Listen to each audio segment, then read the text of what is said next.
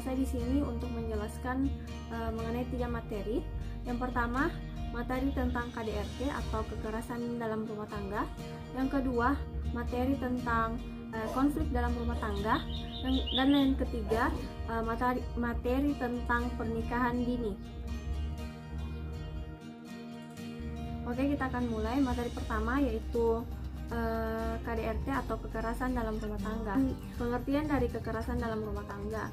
Menurut KBBI, Pusat Pembinaan dan Pengembangan Bahasa Depdikbud Jakarta 1986, kekerasan diartikan sebagai sifat atau hal yang keras, kekuatan, paksaan, sedangkan paksaan berarti desakan atau tekanan dengan kekerasan. Oleh karena itu, kekerasan berarti juga membawa kekuatan, paksaan, dan tekanan. Kekerasan dalam rumah tangga atau keluarga menurut Undang-Undang PKDRT nomor 23 tahun 2004 pasal 1 ayat 1 adalah setiap perbuatan terhadap seseorang, terutama perempuan, yang berakibat timbulnya kesengsaraan atau penderitaan secara fisik, seksual, psikologis, atau penelantaraan rumah tangga, termasuk ancaman untuk melakukan perbuatan, pemaksaan, dan perampasan kemerdekaan secara melawan hukum dalam lingkup rumah tangga.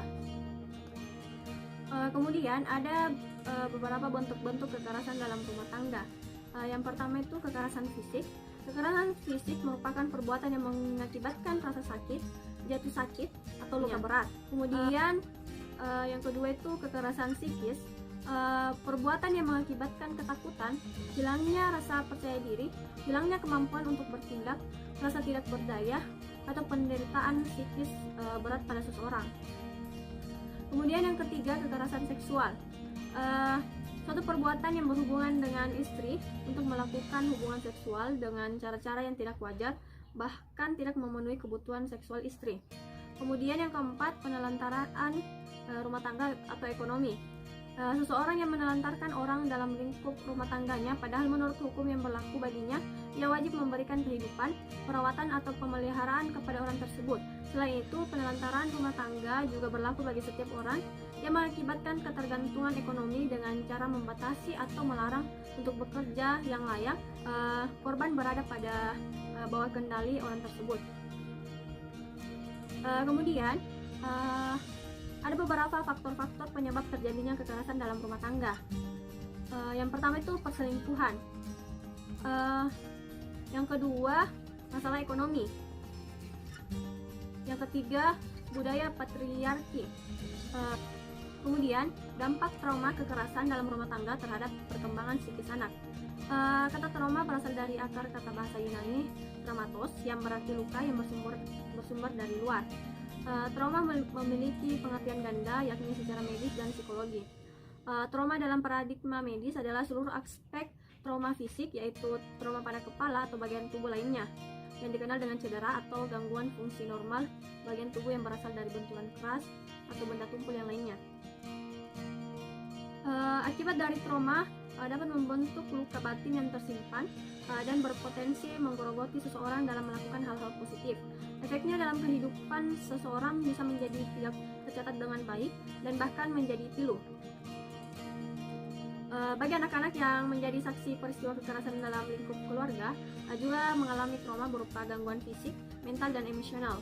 Pengalaman melihat kekerasan dalam rumah tangga pada anak dapat menimbulkan berbagai persoalan, baik dalam jangka pendek maupun jangka panjang. Dalam jangka pendek seperti ancaman terhadap keselamatan hidup anak, merusak struktur keluarga, munculnya berbagai gangguan mental. Kemudian pada jangka panjang itu memunculkan potensi anak terlibat dalam perilaku kekerasan dan pelecehan di masa depan, baik sebagai pelaku maupun sebagai korban. Pengalaman menyaksikan dan mengalami KDRT adalah suatu peristiwa traumatis karena kekerasan dilakukan oleh orang-orang terdekat bagi sang anak. Kemudian, apa sih upaya konselor membantu korban kekerasan dalam rumah tangga? Nah, di sini ada bimbingan konseling traumatik. Trauma adalah kondisi Trauma psikis yang terjadi pada seseorang dihadapkan pada peristiwa yang menekan, yang menyebabkan rasa tidak berdaya dan dirasa mengancam. Reaksi umum terhadap kejadian dan pengalaman yang traumatis adalah berusaha menghalaunya dari kesadaran. Namun, bayangan kejadian itu tidak bisa dikubur dalam memori. Pengalaman traumatik adalah suatu kejadian yang dialami individu sehingga membutuhkan konseling traumatik agar klien dapat memahami diri sehubungan dengan masalah trauma yang dialaminya dan berusaha untuk mengatasinya sebaik mungkin. Kemudian yang kedua itu menangani kekerasan anak. Nah, di sini menurut UNICEF yang dikutip dalam Social Work Journal, ada beberapa strategi penanganan dan pencegahan kekerasan terhadap anak dan perlindungan anak. Yang pertama, supporting parents, caregivers, and families. Pendekatan ini berusaha untuk mencegah kekerasan terjadi, mengurangi faktor-faktor yang membuat keluarga rentan terhadap perilaku kekerasan dengan memperkuat keterampilan pengasuhan anak. Kemudian yang kedua itu helping children and adolescents. Nah, pendekatan ini memberikan keterampilan terhadap anak-anak dan remaja untuk mengatasi dan mengelola risiko kekerasan sehingga dapat membantu anak untuk mengurangi terjadinya kekerasan di sekolah dan di masyarakat. Mengajarkan anak berpikir kritis, bertindak asertif, berani mengelola dan mengeluarkan pendapat, memecahkan masalah secara kooperatif sehingga mereka dapat melindungi dirinya sendiri dari tindak kekerasan yang terjadi. Kemudian yang ketiga, pendekatan ini memberikan pengetahuan mengenai cara merespon ketika melihat tindak kekerasan, memahami ketika ada perbedaan yang terjadi pada norma dan nilai yang berlaku di masyarakat, sehingga ketika kita melihat ada perilaku yang salah, itu dapat dikatakan sebagai tindakan yang tidak wajar atau tidak dapat ditoleransi. Yang keempat, pendekatan ini berupaya menyediakan layanan bagi anak seperti layanan pengaduan ketika mengalami tindak kekerasan, memberikan informasi dan bantuan agar anak mendapatkan pemulihan dan tindakan yang tepat. Kemudian yang kelima, pembuat kebijakan memainkan peran penting untuk melindungi anak-anak. Mereka dapat memastikan bahwa negara memiliki proses nasional untuk mencegah dan menanggapi kekerasan pada anak. Pemerintah juga membangun kerangka hukum yang kuat bahwa implementasi dan monitoring perlu dilakukan. Kemudian yang terakhir, peningkatan pengumpulan data nasional dan sistem informasi untuk mengidentifikasi kelompok rentan. Hal ini dilakukan untuk memantau kekerasan yang terjadi pada anak. Nah, pemberian layanan konseling ini dapat membantu anak sembuh dari rasa trauma yang dialaminya dan memberikan rasa aman terhadap anak untuk mengutarakan apa yang sebenarnya terjadi kepadanya dan apa yang sebenarnya dilakukan oleh pelaku kepadanya dengan jelas sehingga anak tidak merasa takut lagi. Kemudian materi yang ketiga itu konflik dalam rumah tangga. Nah, keluarga merupakan unit terkecil dari masyarakat yang terdiri atas kepala keluarga dan beberapa orang yang tinggal di bawah satu atap dalam keadaan saling ketergantungan. Konflik rumah tangga adalah perselisihan yang terjadi antara suami dan istri disebabkan oleh keberadaan dua pribadi yang memiliki pandangan temperamen, kepribadian dan tata nilai yang berbeda dalam memandang sesuatu dan menyebabkan pertentangan sebagai akibat dari adanya kebutuhan, usaha, keinginan atau tuntutan dari luar yang tidak sesuai. Kemudian ada beberapa jenis konflik dalam keluarga. Yang pertama itu konflik dengan orang tua sendiri. Yang kedua, konflik dengan anak-anak sendiri. Yang ketiga, konflik dengan sanak keluarga, misalnya pertentangan mengenai warisan. Yang keempat, konflik dengan orang lain atau konflik sosial yang timbul dalam hubungan sosial dengan tetangga, teman bekerja, dan orang-orang lain. Konflik ini terjadi atas perbedaan pendirian atau pendapat mengenai hal sesuatu. Kemudian konflik dengan suami istri, misalnya mengenai persoalan hidup atau tujuan hidup yang berbeda. Kemudian yang keenam, konflik pribadi timbul misalnya karena minat yang berlawanan dan tidak ada keuletan atau tidak ada kemampuan untuk meneruskan, untuk mengembangkan diri dan meluaskan kesempatan untuk hidup. Kemudian ada beberapa faktor penyebab dari konflik. Konflik dalam rumah tangga bisa disebabkan oleh berbagai hal yang berasal dari masalah keuangan, hubungan dengan keluarga besar, pembagian peran dalam rumah tangga, dan gaya komunikasi antar pasangan, faktor ketidakcocokan, ketidakpuasan hubungan seksual dan masalah anak juga kerap kali menjadi penyebab terjadinya konflik antar rumah tangga. Kemudian, bagaimana sih cara mengatasi konflik dalam rumah tangga? Nah, di sini ada beberapa cara. Yang pertama, perjelas konflik yang sedang terjadi dengan melakukan identifikasi terhadap seluruh anggota keluarga. Yang kedua, diskusikan masalah dengan tenang dan seluruh anggota keluarga harus mengemukakan pendapatnya. Ketiga, mintalah pendapat dan solusi dari setiap anggota keluarga mengenai langkah untuk menyelesaikan permasalahan tersebut. Yang keempat, jika kondisi dan situasi memanas, alangkah baiknya jika mengambil waktu untuk calm down sejenak. Yang kelima, ambil sebuah solusi yang terbaik dan mintalah persetujuan dari setiap anggota keluarga. Yang keenam, buktikan solusi tersebut dengan tindakan nyata, karena solusi tanpa adanya tindakan sama dengan jalan buntu. Kedua, yaitu pernikahan dini. Pernikahan di bawah umur atau juga disebut dengan pernikahan dini terdiri dari dua kata, yaitu pernikahan dan dini.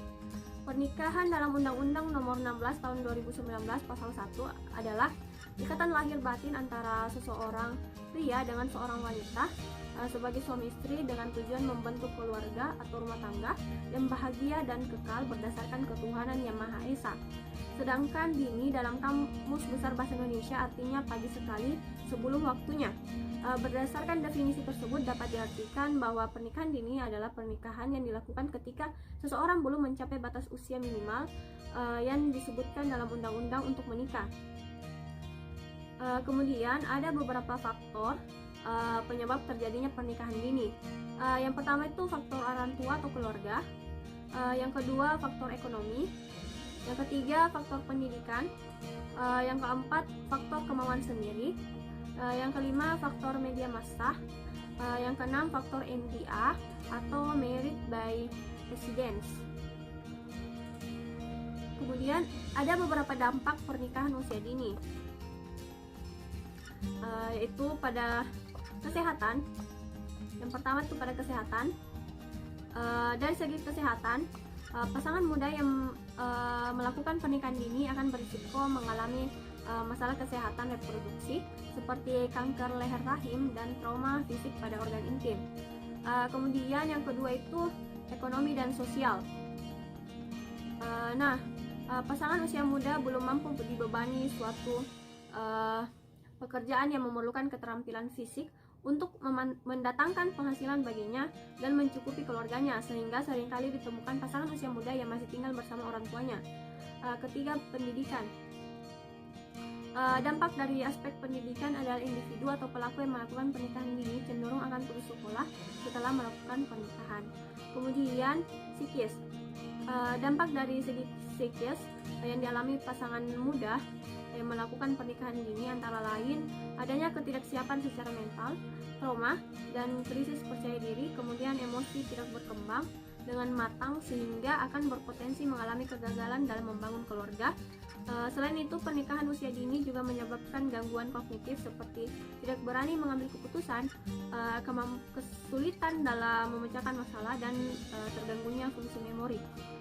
Kemudian hukum. Yang terakhir itu hukum. Batas minimal bagi wanita dipersamakan dengan batas minimal umur perkawinan bagi pria, yaitu 19 tahun. Kemudian ada upaya yang dapat dilakukan untuk mencegah pernikahan dini, yaitu menggalang dukungan publik untuk mendukung dan mendorong terbitnya peraturan tentang pencegahan dan penghapusan perkawinan anak di bawah batas usia minimal yang telah ditetapkan dalam Undang-Undang Pernikahan. Selain itu, melakukan kegiatan berupa upaya penyadaran kritis kepada orang tua, para remaja setempat, dan juga para korban yang terlibat pernikahan anak usia dini agar tercipta kesadaran tentang bahaya yang dapat ditimbulkan dari pernikahan tersebut. Baiklah, itulah tadi materi yang dapat saya sampaikan. Kurang dan lebihnya mohon dimaafkan. Wabillahi taufiq wal hidayah. Wassalamualaikum warahmatullahi wabarakatuh.